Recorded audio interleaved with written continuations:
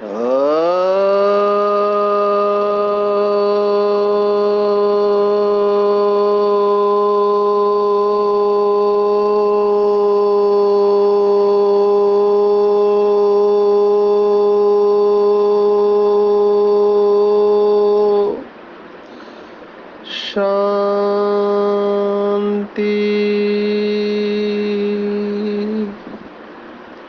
आज 24 अप्रैल 2023 भारत में सोमवार है। Today is 24th April 2023 and it's Monday in Bharat. आज की मुरली का जादुई रहस्य स्वयं को प्रेरणा देने के लिए magical secrets of today's Murli for motivating the self. आज की पूरी साकार मुरली केवल एक स्वमान के ऊपर है और वो स्वमान है कि मैं भगवान के या अल्लाह के बगीचे का खुशबूदार फूल हूँ। आज की पूरी मुरली फूल के ऊपर है। हर एक शब्द हमारे अंदर स्पेसिफिक भावनाओं को जागृत करता है। There are magics in every word which we use. हर शब्द जादुई होता है। हम जब विहासा का सेशन लेते हैं डॉक्टर्स के लिए, विहासा values in health care spiritual approach program, तो उसमें एक एक्सरसाइज होता है जिसको हम कहते हैं आउटर रिफ्लेक्स द इनर। माना बाहर जो कुछ भी है वो हमारे अंदर का प्रतिबिंब है, जिसके ऊपर आजकल बहुत सारी किताबें लिखी गई है। और उसमें एक किताब जिसने बहुत रिकॉर्ड तोड़ दिए वो है द सीक्रेट। उसकी सीडी भी निकली थी। तो उसमें भी ये बताया गया है कि एक अनादि विश्व का कायदा है जिसको हम कहते हैं लॉ ऑफ अट्रैक्शन या आकर्षण का सिद्धांत। तो उस सिद्धांत के अनुसार हम पूरे विश्व की उन फ्रीक्वेंसीज को, उन तरंगों को अपनी ओर आकर्षित करते हैं। जो तरंग आपकी होगी, जो प्रकंपन आपके होंगे, वैसे लोग आपके जीवन में आते जाएंगे। इसको कहते हैं लॉ ऑफ अट्रैक्शन। तो बाबा का पूरा ज्ञान इस अंग्रेजी के शब्द रेजोनेंस के ऊपर है। ये भौतिक शास्त्र का शब्द है, फिजिक्स रेजोनेंस। इसके ऊपर भी किताबें लिखी हुई है। रेजोनेंस का मतलब है कि जब आप एक ट्यूनिंग फोर्क होता है, जो न्यूरोलॉजिस्ट के पास जाते हैं उनको पता है, जब हाथ और पैर में चींटियां जैसे चलती है, सुन पड़ जाते हैं, तो वो न्यूरोलॉजिस्ट माना नसों के स्पेशलिस्ट एक इंस्ट्रूमेंट निकालते हैं जिसको हाथ के ऊपर बजा के वो रखते हैं पैरों के ऊपर, और वो पूछते हैं आपको वाइब्रेशन फील होता है क्या। तो ये इंस्ट्रूमेंट को ट्यूनिंग फोर्क कहते हैं। ये वाई की तरह, अंग्रेजी शब्द वाई की तरह होता है। तो जब ये ट्यूनिंग फोर्क हाथ के ऊपर बजाते हैं और उसके संपर्क में दूसरा ट्यूनिंग फोर्क लाते हैं, तो दूसरा ट्यूनिंग फोर्क बिना बजाए केवल पहले ट्यूनिंग फोर्क के संपर्क में आने के बाद वो भी उसी प्रकंपन से कांपने लगता है। इसको कहते हैं रेजोनेंस। इसका सिंपल अर्थ ये बताए कि जब आपकी अवस्था या तरंगे जिस लेवल की होती है, उसी लेवल की तरंगों को आप अपनी ओर आकर्षित करते हैं और या तो आपके पास आने वाली हर आत्मा उस तरंग के ऊपर वाइब्रेट होने लगती है।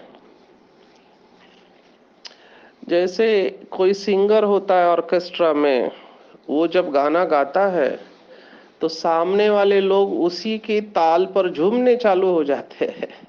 तो यहाँ सबसे बड़ा सिंगर जो बाबा ने कुछ दिन पहले मुरली में बोला था कि मैं ज्ञान का गीत गाता हूँ बच्चों के सामने, जिसको कहा ज्ञान डांस, या शिव का डमरू जब बजता है तो बच्चे भी झूमने लगते हैं। तो उसमें बाबा ने आज उन बच्चों को याद किया है जो अपनी अवस्था को बहुत मस्त रखते हैं। ये मस्त शब्द बहुत मस्त है। मैं एक बार गाड़ी चला रहा था तो मुझे फोन आया चंद्रपुर से, हमारे दीपक भाई, वहाँ के पुराने भाई जिनका शरीर छूट गया, तो उन्होंने मुझे फोन किया कि सचिन भाई आपका प्रोग्राम रखना है तो टॉपिक बताओ। अभी मैं गाड़ी चला रहा था, ड्यूटी पर जा रहा था और बहुत बिजी था, तो मेरे मुंह में ही थॉट चला, क्योंकि ट्रैफिक में सुबह गाड़ी चलाना बहुत चैलेंजिंग होता है, एक गलती होती है तो लोग आपके ऊपर गुस्सा करते हैं। तो मैं मन ही मन बोल रहा था कि एक तो इतना व्यस्त हूँ और ऊपर ये त्रस्त कर रहे हैं हमको। तो मैं सोचने लगा, बाबा को याद किया कि टॉपिक क्या दूं, तब मेरे मुंह से टॉपिक आया कि लिखो व्यस्त और त्रस्त जीवन के लिए मस्त राजयोग। तो वो मस्त शब्द आज बाबा ने इस्तेमाल किया। वैसे मस्त शब्द बाबा ने पहले भी इस्तेमाल किया है। मौलाई मस्ती, जो फकीर होते हैं वो मौलाई मस्ती या ईश्वरीय नशे में रहते, खुदाई नशे में रहते, उसको मौलाई मस्ती कहते हैं। मौला परमात्मा को कहते हैं, उसकी मस्ती में रहते हैं। तो बाबा ने आज उन मस्त बच्चों को याद किया है कि किन बच्चों की अवस्था मस्त रहती है। तो बाबा ने जवाब दिया है कि जो अच्छे अच्छे फूल है, जिनकी बुद्धि में ज्ञान का मंथन चलता रहता है, उनकी अवस्था बहुत मस्त रहती है। ये बहुत इंपॉर्टेंट बात है। बाबा ने यही बात अलग अलग तरीके से कही हुई है मुरलियों में कि जो विचार सागर मंथन करते हैं उनकी अवस्था अच्छी रहती है या उनका खुशी का पारा चढ़ा हुआ रहता है। ज्ञान और योग की शिक्षा दे खुशबू फैलाने वाले बच्चे बहुत प्रफुल्लित रहते हैं। अब ये दूसरा शब्द है, इसमें भी फूल है, पहले भी आया फूल और ये प्रफुल्ल। ये शब्द भी बहुत सुंदर है, मेरे अंदर अलग अलग भाव उत्पन्न हो रहे हैं। एक तो फूल शब्द बार बार आ रहा है, तो फूल हिंदी में फूल फ्लावर को कहते हैं, जैसे गुलाब का फूल, चंपा का फूल। दूसरा फूल अंग्रेजी का फूल है जो अंदर से भरपूर रहते हैं, वो भी फूल रहते हैं। तो जो अंदर से भरपूर रहते हैं वही प्रफुल्लित रह सकते हैं। और कली और गुलाब में ये फर्क होता है कि कली की उतनी खुशबू नहीं आती है जिसकी खिले हुए फूल फूल की खुशबू आती है। अभी सभी फूल खुशबू नहीं देते। मैं गुजरात में गया था, जहाँ पर अंकलेश्वर करके इंडस्ट्रियल एरिया है भरूच के पास। सबसे ज्यादा इंडस्ट्रीज उस एरिया में है, कुछ 3,500 के ऊपर इंडस्ट्रीज है, छोटा सा डिस्ट्रिक्ट रिलेटिवली। तो वहां पर बाबा का बहुत अच्छा रिट्रीट सेंटर है, तो उनके गार्डन में बहुत सारे लाल गुलाब थे, तो कलर इतना आकर्षण करने वाला।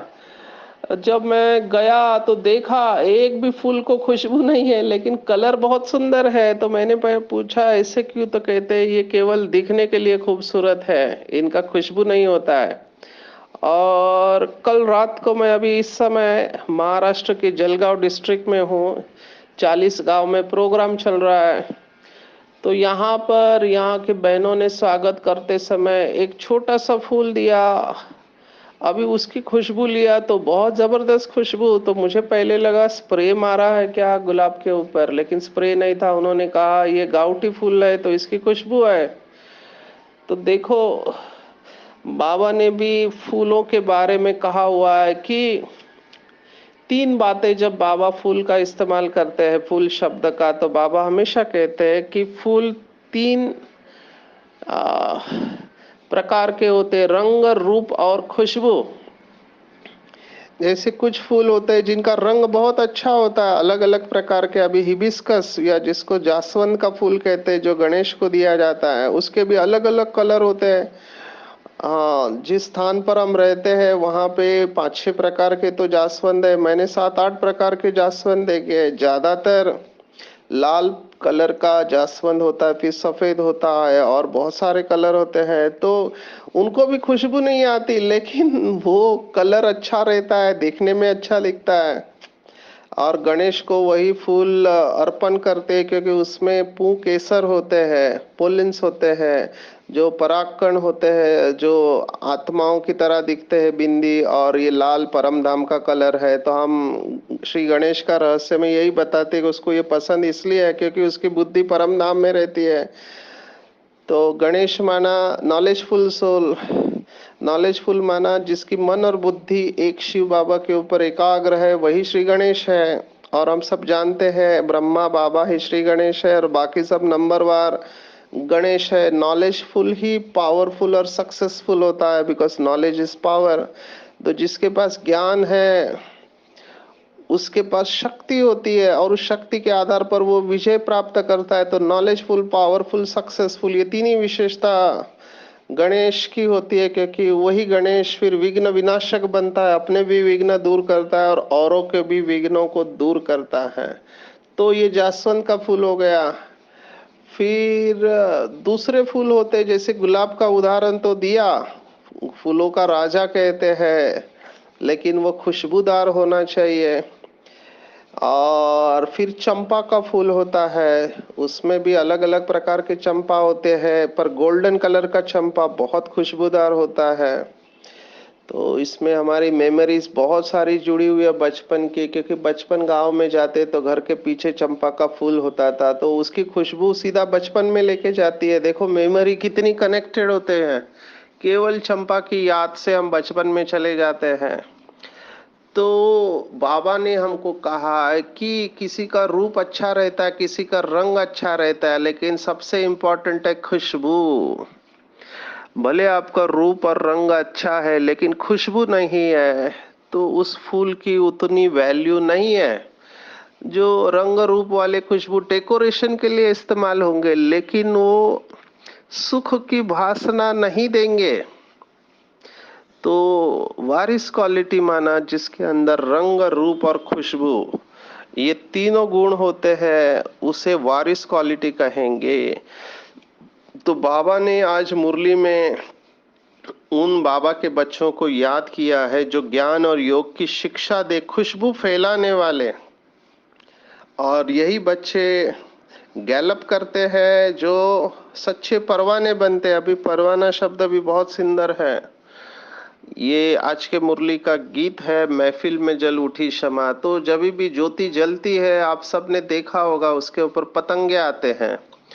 तो वो भी पतंगों के ऊपर बाबा ने बहुत मुरलियां चलाई है कि कुछ पतंगे होते हैं वो फेरी पहनते हैं, माना वो जलते नहीं है, सिर्फ चक्कर काटते रहते हैं ज्योति के ऊपर। और कुछ वो ज्योति में अपने आप को ऑफर कर देते हैं, जलने वाले जिसको कहते हैं। तो यही सच्चे परवाने हैं। और बाबा ने कहा अगर आपको लास्ट सो फास्ट और फास्ट सो फर्स्ट जाना है, गैलप ये ग्रीक और लैटिन शब्द है। मुझे याद आ रहा है जब हम एमबीबीएस की पढ़ाई पढ़ रहे थे, तब हमको कार्डियोलॉजी में एक शब्द आता था हार्ट को जो स्टडी करते समय, और उसका नाम था गैलप रिदम। तो मुझे समझ में नहीं आता है गैलप रिदम क्या है लेकिन जब मुरली पढ़ना चालू किया तो पता चला गैलप माना फास्ट, माना पीछे आकर भी जो नंबर ले लेता है, वही भाव यहाँ लेना चाहिए। तो लो लास्ट और फास्ट, फास्ट सो फर्स्ट रहते हैं, उसका आधार है सच्चे सच्चे परवाने बनना, माया के तूफानों से सदा बचकर रहना और श्रीमत पर सदा चलते रहना। तो ये बाबा के बच्चे बाबा को बहुत पसंद है। दोनों शब्दों का हम अर्थ में और गहराई में जाएंगे। मैंने कहा हर शब्द में मैजिक होती है, तो फूल शब्द में मैजिक हमने देखा दो अर्थ है। एक फूल माना जो खुशबू देने वाला फूल है, और दूसरा फूल माना जो अंदर से फुल है, और तीसरा फूल अंग्रेजी का है FOOL, फूल माना FOOL, जिसको मूर्ख कहते हैं। वैसे बाबा ने हमको कहा कि FOOL फूल नहीं बनना है। जिसको अप्रैल मास चल रहा है तो 1 अप्रैल को अप्रैल फूल कहते हैं। तो अगर हमको मूर्ख नहीं बनना है तो पहले 2 फूल हमको बनना पड़ेगा, एक खुशबूदार फूल और अंदर से फूल माना भरपूर, वही FOOL फूल या मूर्ख नहीं बनेंगे। तो फूल शब्द मेरे अंदर एक बहुत अच्छी फीलिंग को इमर्ज करता है मेजॉरिटी भाई बहनों के अंदर, वो माना खुशी की फीलिंग।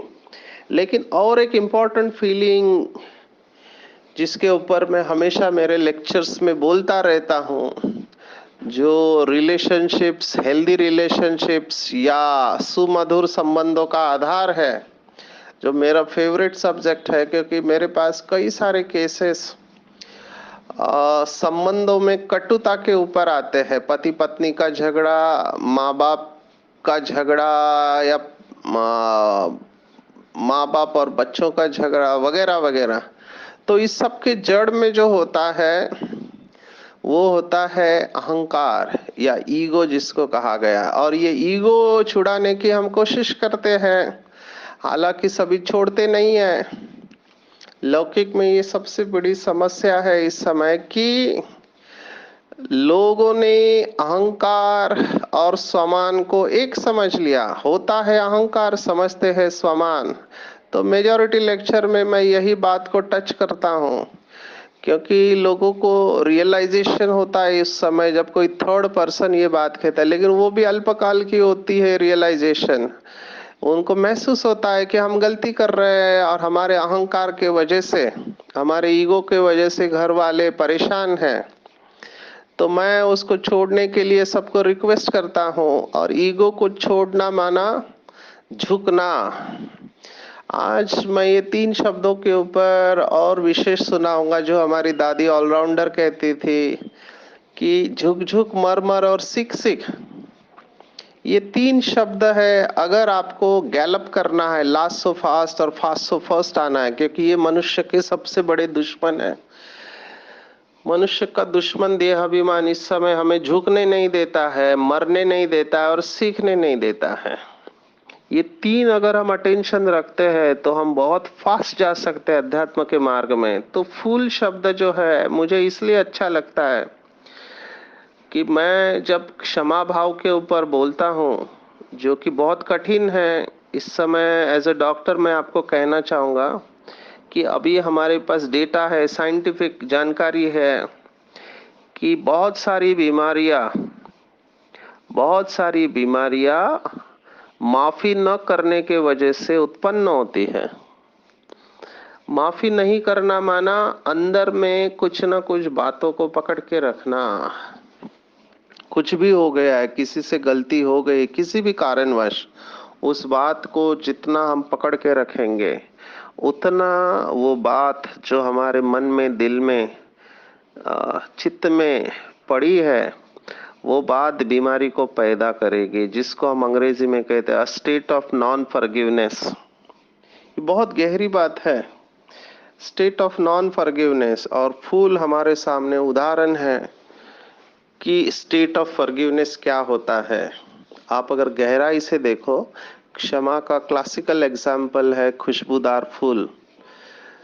तो खुशबूदार फूल कैसे है क्षमा का उदाहरण कि आप उस फूल को तोड़ते हो, माना वो अच्छी तरह से खिला हुआ रहता है। मैंने ऐसे भी लोग देखे हैं जो इतने सेंसिटिव है, वो कहते फूलों को कभी भी तोड़ना नहीं चाहिए, क्योंकि वो अपना जीवन जी रहे होते हैं। हम अपने स्वार्थ के लिए फूलों को पेड़ों से तोड़ते हैं। नेचर को वैसे ही आनंद लो, आप तोड़ो मत उसको। इसलिए मैंने देखा है कुछ लोग तोड़ते नहीं है।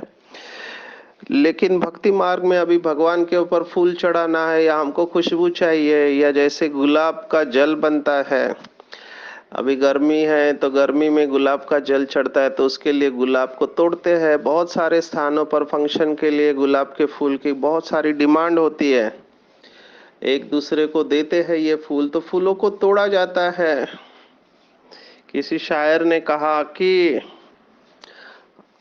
हम मंदिर में गुनाहों की माफी करने के लिए, मांगने के लिए जाते हैं और एक गुनाह और करके आते हैं, क्योंकि फूलों को तोड़ना ये कवि का हृदय होता है, बहुत नाजुक होता है, तो फूलों को तोड़ना। लेकिन इस फूल की विशेषता देखो कि फूल को आप तोड़ते हो, उसका चूरा करते हो, फिर भी वो चूरा करने के बाद भी अपनी खुशबू नहीं छोड़ता है। ये है क्षमा भाव।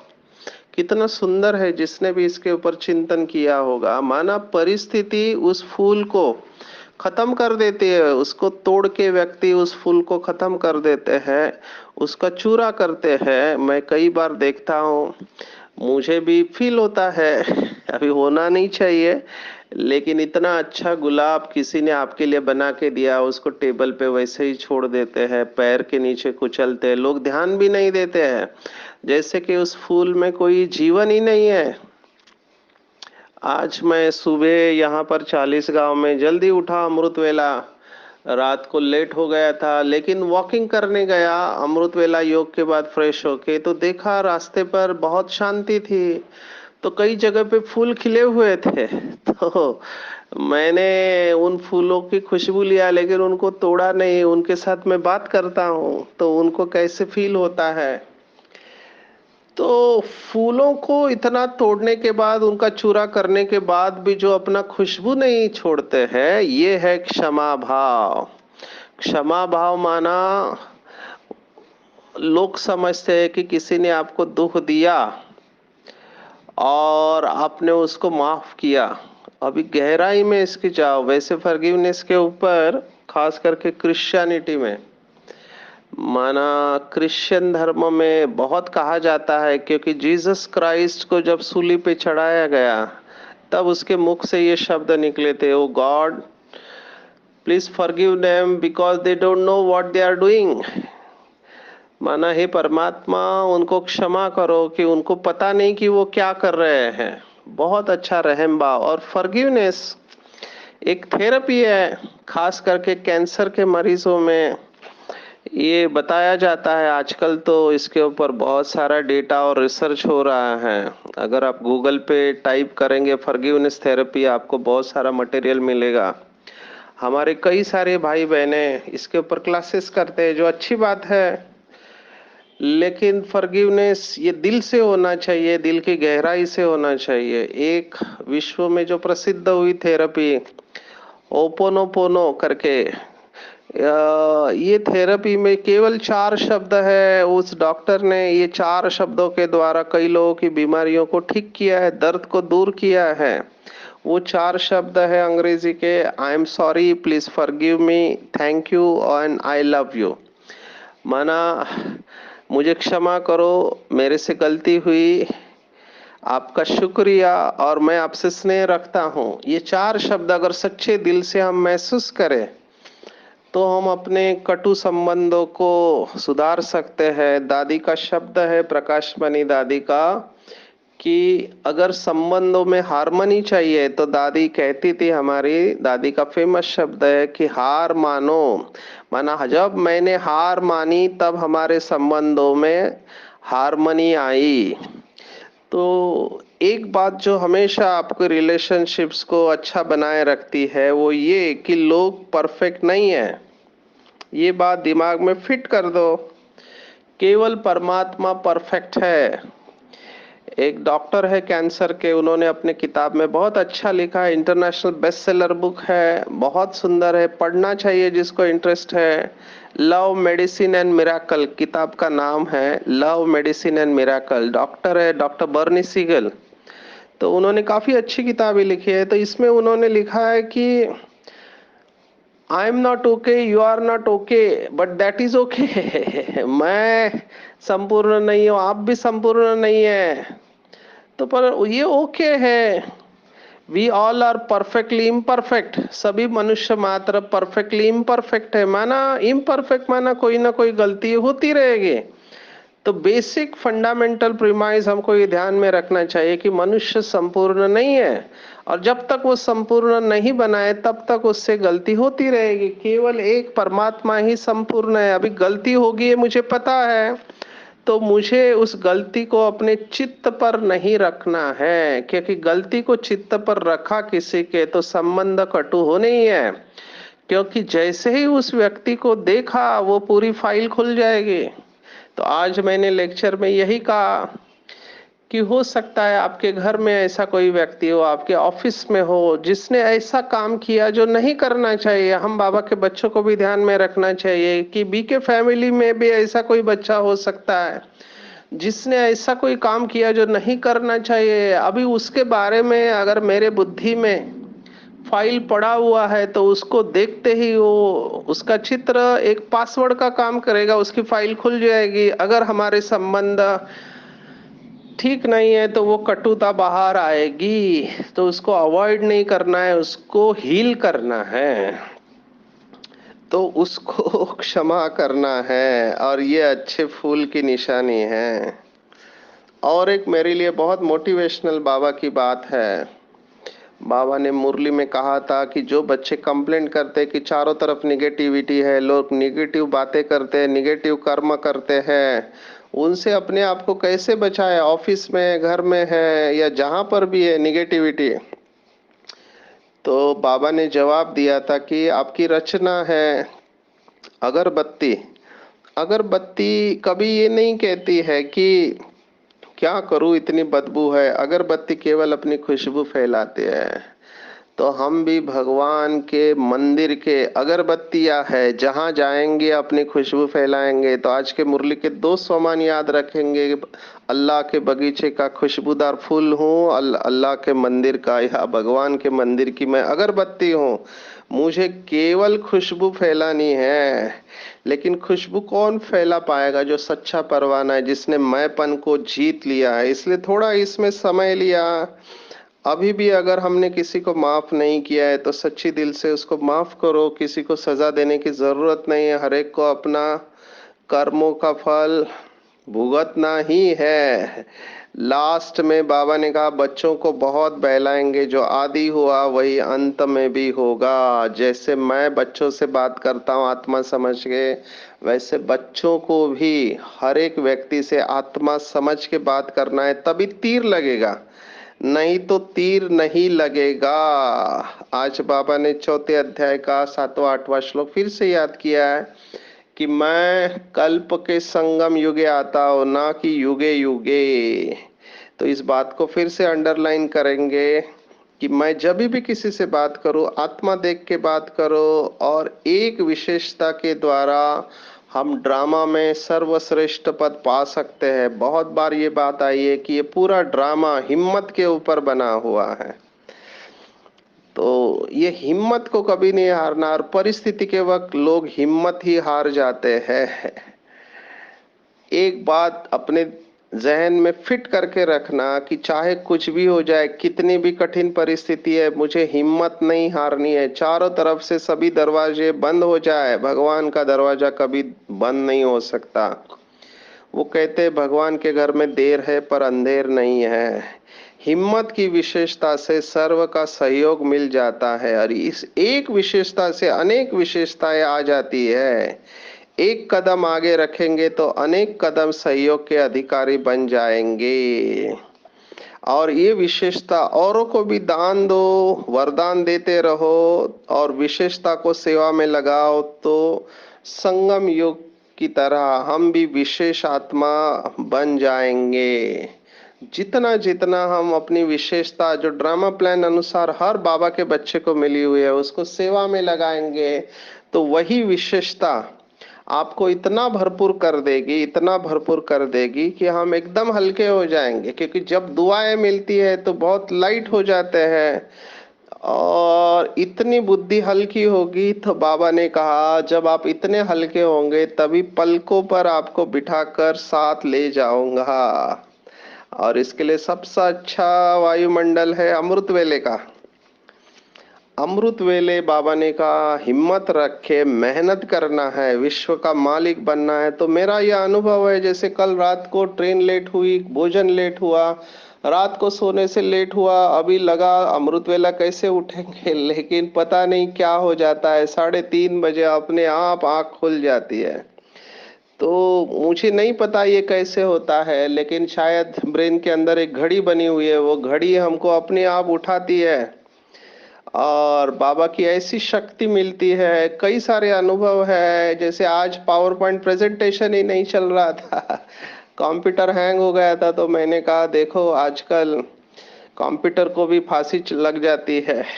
तो फिर ऑन द स्पॉट जो भी बातें निकली लोगों को बहुत अच्छी लगी। तो बाबा मदद करता है, कहने का मेरा भाव है, जब हम अपने आप को बाबा को ऑफर करते हैं, संपूर्ण सतो प्रदान संन्यास करते हैं, तो पूरी जिम्मेवारी बाबा उठा लेता है। और जो भी हमारे संबंध संपर्क में आता है वो बाबा के इन गुण ज्ञान और विशेषताओं का अनुभव करता है, जिसको आज बाबा ने कहा खुशबूदार फूल। हर बात में हमको कल्याण दिखाई देने लगता है, हमारी कंप्लेंट समाप्त हो जाती है और कंप्लीट अवस्था पर हम पहुंच जाते हैं। अच्छा, ओम शांति।